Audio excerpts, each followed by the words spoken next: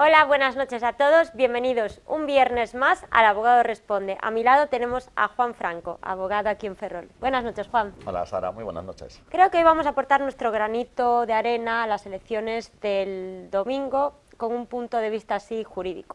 ¿Te parece bien? Me parece perfecto, un programa dedicado a dar consejos jurídicos. Vale, cuéntanos, ¿qué elegimos este domingo? Pues elegimos única y exclusivamente a los concejales de nuestro municipio, aquellos que van a intentar hacer nuestro municipio mejor. ¿Y qué necesita una persona para que pueda ser elegible? Bueno, para ser elegible, bueno, obviamente tiene que ir a una lista electoral, tiene que ser, obviamente, unos partidos ya consolidados o uno que cree. De todas formas, ese tiempo, ¿no?, de crear candidaturas ya ha pasado. De todas formas, no sé si te fijas que hubo hace unos años como auténtico, ¿no?, boom, ¿no?, de crear partidos. Muchos. Parece que eso ha bajado, ¿no? Incluso Ferrol, siempre tan propicio, ¿no?, A para un crear montón de partidos. ellos. En esta ocasión son poquitas las listas electorales que se presentan, ¿no? Parece que ese momento ha pasado. De todas formas, sea un partido ya consolidado, sea una plataforma que uno se invente, un partido, el tema es que tiene que estar inscrito, ¿vale?, en el correspondiente registro. Se necesita una serie de firmas que avalen la presentación de esa candidatura y luego, para ser elegido, uno lo que necesita es tener suficientes votos, ¿vale?, de acuerdo con un sistema electoral que se parece mucho al autonómico y al general, ¿no? Es el sistema TON de reparto, en el cual, bueno, pues se van repartiendo las concejalías. Bueno, para empezar, obviamente no todos los ayuntamientos son iguales, ¿no? Por ejemplo, Ferrol elige 25 concejales, 21 en el caso de Narón. Bueno, en el caso de Nera creo que son 7 o 9. No, creo 13, creo. Pues, bueno, bien, caso 17 FEN, en fin, cada ayuntamiento elige concejales en función de su población, ¿no?, que eso es obviamente la clave. Bien, pero claro, ¿a quién se le dan exactamente esos concejales? Bien, eso es una fórmula matemática en la que se van repartiendo, obviamente según el número de votos, pero bueno, hay un mínimo legal, ¿no?, que es el 5% que hay que tener para hacer reparto, y a partir de ahí los mejores cocientes se van asignando por orden, ¿vale?, pues, aquellas candidaturas, también por orden de su lista, que han obtenido más votos. Por lo tanto, lógicamente, al partido más votado le dan el primer concejal. Claro, el segundo ya depende de los cocientes. En caso de empate se prevé que siempre se le da a la lista que ha tenido más votos, ¿no? Con lo cual, es verdad que es un sistema de reparto distinto al que algunos que hay en el mundo anglosajón, ¿no?, que va, pues, el mayor número de votos, pues ya se lleva la representación a nivel de estados y demás. Pero bueno, es un sistema en el cual se trata de que haya una equivalencia entre lo que la gente ha votado y la representación municipal, de forma que se asegura que en la mayor parte de municipios de España, digamos, estén la mayor cantidad de sensibilidades políticas representadas, ¿no? Y esto es que, bueno, pues por ejemplo en Ferrol, ¿no?, suele haber 4, 5, hay hasta 6 partidos políticos que tienen representación, y bueno, así ocurre en Narón y en otros municipios de la comarca. Es muy difícil, salvo que sea un municipio muy pequeño, que haya menos de 3 partidos políticos representados. Con lo cual, la pluralidad, es decir, el que uno siente que aquello que piensa tiene un representante, está asegurado. Entonces, pues eso, va exactamente por votos, se van repartiendo hasta, bueno, de forma que partidos pequeñitos, pues a veces llegan a tener un concejal, ¿no? Depende de si llega al umbral mínimo, ¿no? Y estos días estamos viendo, sobre todo estos últimos 15 días, que es el momento de las promesas, ¿no? Luego puede un candidato o un partido hacer algo diferente a lo prometido en este periodo electoral. Sí, sí, completamente, Sara. Efectivamente, tanto a nivel de generales, autonómicas como locales, vemos, pues, partidos políticos que aseguran que van a hacer una serie de cosas, seguramente la mayoría con una muy buena voluntad, pero vemos que muchos de ellos uno comprueba lo que han hecho, no estando en el gobierno. Claro, estando en la oposición es muy difícil hacer cosas. Bueno, se puede hacer una buena oposición, pero bueno, de cualquier manera, dejando esa parte, a nivel de ejecutar un poquito las promesas que uno hace, pues claro, uno ve que hay una desproporción. No hay mandato imperativo, ¿no? Por lo tanto, bueno, pues uno puede no cumplir, pues, parte de las cosas que ha dicho, incluso directamente todas, y a nivel jurídico no tiene ningún coste. Nadie puede demandar a un partido político por incumplir su programa de Estado. El coste, obviamente, tratándose de ciudadanos inteligentes, informados, es no votar a ese partido político que, bueno, a lo mejor no una pequeña cosa, pero cosas importantes que ha provocado que uno vote esa lista electoral, no ha cumplido, o al menos intentado cumplir, pues ninguna de ellas, no, o la mayoría. Eso en los países más avanzados es así. Es decir, en Inglaterra, en Estados Unidos, Suecia, Noruega, Dinamarca, son muy sensibles a lo que un político promete y luego no cumple. Es decir, tienen costes. Yo recuerdo hace unos años, pues, en la época, fíjense si hace años, la época de Tony Blair, que me decía un inglés que Tony Blair efectivamente tenía una gran imagen, pero había incumplido pues, una cosa que para ellos resultaba importante y que ya nadie le votaría. ¿Vale? En las siguientes elecciones, que por cierto no se presentó, pero bueno, que el coste en el mundo anglosajón, sobre todo en Centro Europa, en países muy avanzados, de no cumplir aquello que uno promete es muy alto. Pero es un coste político, insisto, no jurídico, no tiene ninguna moral consecuencia también, jurídica. podríamos decir. Y bueno, cuéntanos un poco por encima las funciones que tiene tanto un concejal como un pleno como el alcalde en sí. Sí, vamos a ver, Sara, efectivamente está muy diferenciado todo eso. Es decir, para empezar hay una gran diferencia entre los concejales que están en el gobierno y los que no lo están. Es decir, es verdad que todos los que salen elegidos forman lo que se llama el pleno municipal, en el cual todo el mundo puede intervenir y votar.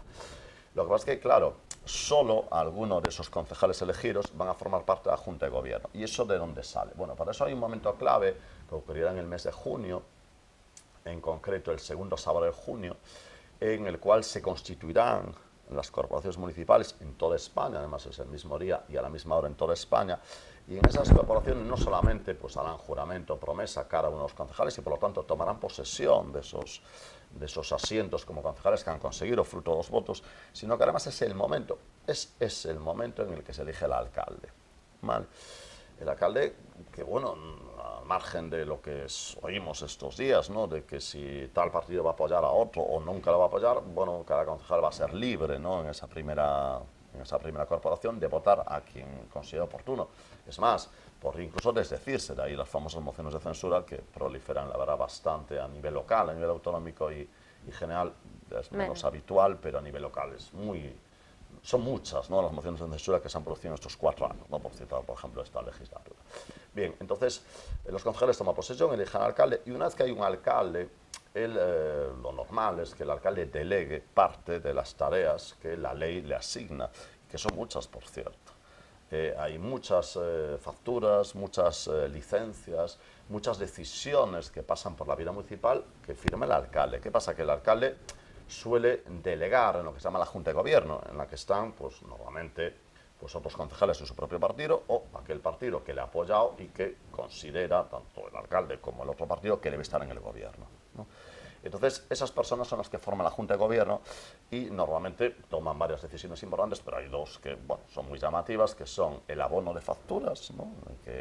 Compromisos que ha adquirido el ayuntamiento pues, por servicios prestados, ¿vale? Y también la concesión de licencias. Son, digamos, hay más, ¿no? Pero son, digamos, como los dos grandes asuntos que son competencia del alcalde, pero que delega sistemáticamente a las juntas de gobierno, con lo cual, bueno, en esa junta de gobierno que se reúne normalmente los ayuntamientos una vez por semana, pues son donde se decide, perdón, en base a los expedientes, obviamente, normalmente, si se abonan o no esas facturas y si se conceden o no esas licencias. Luego hay otra serie de cosas que no es competencia del Pleno, ¿no? Es decir, en la que están todos concejales. ¿Qué pasa? Que si un partido tiene mayoría absoluta, bueno, pues las decisiones que se toman en Junta de Gobierno, las del Pleno, son muy parecidas, ¿no? Porque dependen del mismo partido, normalmente del propio alcalde. Incluso si hay coalición, pues hombre, pues suele haber pactos, ¿no? Para que la cosa salga así. ¿Qué pasa? Que si como ocurre, ¿no? Normalmente, por ejemplo, aquí en Ferrol, el alcalde no tiene mayoría absoluta, bueno, pues depende un poquito de llegar a acuerdos con otros partidos, que en Junta de Gobierno obviamente les será más fácil, ¿no? Porque ya están en su gobierno, pero en Pleno se puede complicar.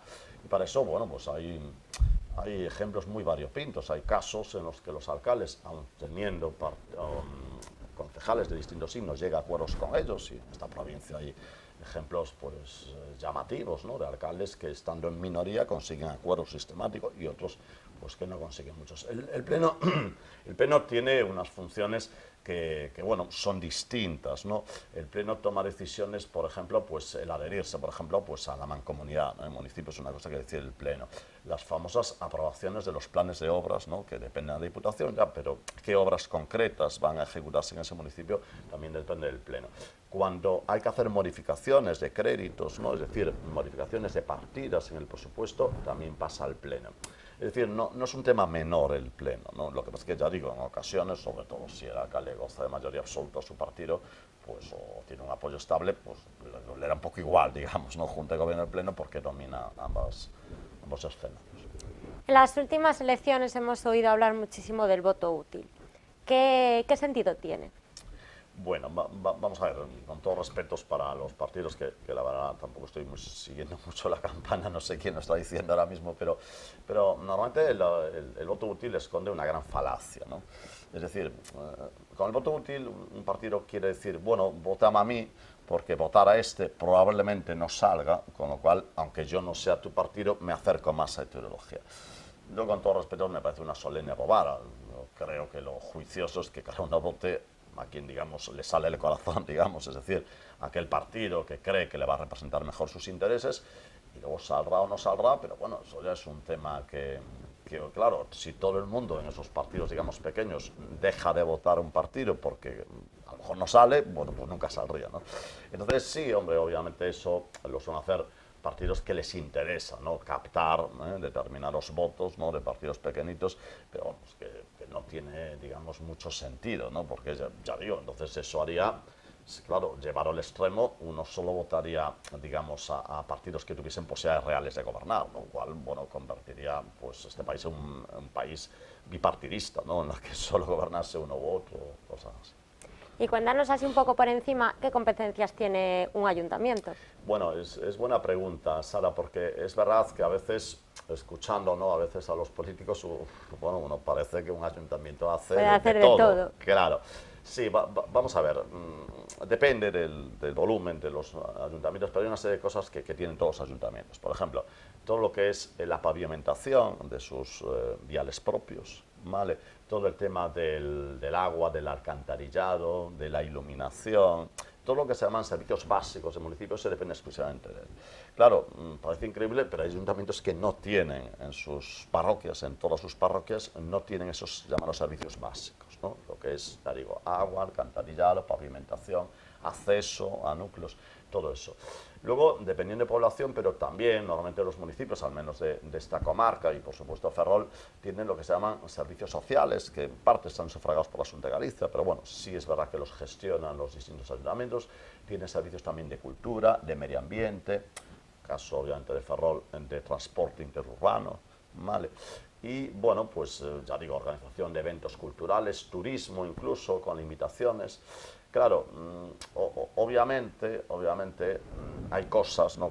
Casi podemos destacar cosas que no tienen, ¿no? Por ejemplo, descender el paro de un municipio es difícil que se haga desde el propio municipio. Es verdad que puede intentar interactuar, ¿no? Con las administraciones que sí tienen competencia, como es el Estado y la Xunta, pero por sí sola un municipio poco puede hacer, ¿no? Por intentar atraer empresas, es verdad, pero política económica no tiene, no maneja. ¿no? Obviamente, pero bueno, sí es verdad que aunque las competencias municipales se dedican a cuestiones de ese tipo, ¿no? De arreglo de viales, de tratar de embellecer su propio municipio, a ver, también tiene el tema de los impuestos, es decir, si maneja ciertos impuestos, si maneja dentro de un orden los tipos, es decir, el IBI, impuesto de bienes inmuebles, lo que mucha gente le llama contribución, depende del ayuntamiento. El IVTM, lo que todo el mundo llama el impuesto de rodaje, impuesto de vehículo de rotación mecánico, también depende del ayuntamiento. Con eso sí podrían jugar, que es cierto que poco se oye, ¿no? En las campañas, ¿no? Bueno, yo voy a bajar, tal, subir, pero sí es verdad que hay una serie de impuestos, el ICI, impuesto de construcciones y obras, hay una serie de impuestos que son estrictamente municipales, ¿no? Incluso el tema de las plusvalías, aunque hay una regulación estatal, no puede crear impuestos un ayuntamiento, pero sí es verdad que puede jugar con los tipos de esos impuestos. Lógicamente no puede tocar ni el IVA, ni el IRPF, ni nada por el estilo, eso se escapa, ¿no? ¿Y de dónde saca los fondos un ayuntamiento? Sí, los fondos vienen un poquito los impuestos que acabo de citar, ¿no?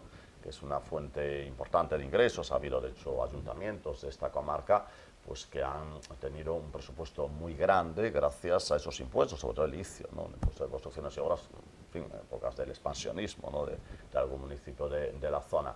Entonces, estos son los llamados ingresos propios. Luego depende también de lo que le da la propia Xunta, de ingresos también que le aporta el Estado, y luego, ojo, no es baladí, sobre todo en ayuntamientos pequeños, lo que le da la propia Diputación, ¿no? Los famosos POS, planes de obras y servicios, en los cuales muchos ayuntamientos, digamos, prácticamente su inversión en algunos años es pues esos fondos que aporta la Diputación para que haga determinadas obras, con lo cual el ayuntamiento tiene así varias fuentes de ingresos. Otra cosa es que les lleguen o no, otra cosa es cómo se gestionen. Hay ayuntamientos que están magníficamente gestionados, ¿no? Con lo cual prácticamente no tienen deuda, tienen una deuda pequeñita, están muy bien saneados, ¿no? Y ofrecen muchas cosas a sus vecinos. Otros, pues a lo mejor no ofrecen tanto y encima están endeudados. Claro, hay mucho margen, ¿no? en los ayuntamientos. Tienen esas fuentes de ingresos y es verdad que tienen competencias limitadas, pero sí tienen margen para hacer las cosas bien o mal, claro, a nivel jurídico y político, claro. Y bueno, para terminar, en cuanto a las elecciones de este domingo, ¿jurídicamente suponen algo más que elegir a nuestros concejales e indirectamente, obviamente, a nuestro alcalde? Hombre, jurídicamente no, jurídicamente lo único que uno va a elegir es a los concejales de su municipio, aquellos que creen que mejor les van a poder arreglar sus problemas, ¿no? Y de hecho un poco a veces, ¿no? la gente piensa en el cabeza de lista, ¿no? O en el, digamos, en el partido político, pero bueno, se vota, claro, mucha gente no lee las listas, ¿no? Pero se vota a personas concretas, ¿no? Eso es lo único que se elige, claro, indirectamente al alcalde, porque lógicamente si yo voto a una lista X, por mucho que voten las personas, claro, si ese partido gana o le apoyan otros, lógicamente el cabeza de lista de esa lista va a ser alcalde, eso es evidente. Y ojo, que esas personas son los que van a elegir los diputados provinciales, que luego esos diputados provinciales elegirán al presidente de Diputación. Con lo cual, es verdad que el domingo cuando la gente va a votar, no va a votar al presidente de Diputación, no va a votar al alcalde, pero desde luego va a influir, claro, va a influir indirectamente, va a influir en ambas figuras. Y ojo que la Diputación, es verdad que los medios de comunicación, estamos en uno de ellos, no es que hagan una excesiva, no estoy echando la culpa a ninguno en concreto, publicidad, pero claro, publicidad a la Diputación maneja mucho dinero, ¿no? Ya digo, hay ayuntamientos que incluso su inversión depende de los fondos de la Diputación, con lo cual no es ninguna tontería, ¿no? La Diputación, lo que pasa es que, bueno, no, parece que un poco a los medios les hace más gracia sacar al alcalde, a un consejero, a un ministro, a los presidentes, ¿no? Pero ojo, que las diputaciones manejan importantes partidas presupuestarias, ¿no? Bueno, pues muchísimas gracias, Juan. Veremos lo que pasa este domingo, sobre todo por la zona. Y nada, que muchísimas gracias por vernos. Nos vemos el próximo viernes. Un saludo. Adiós.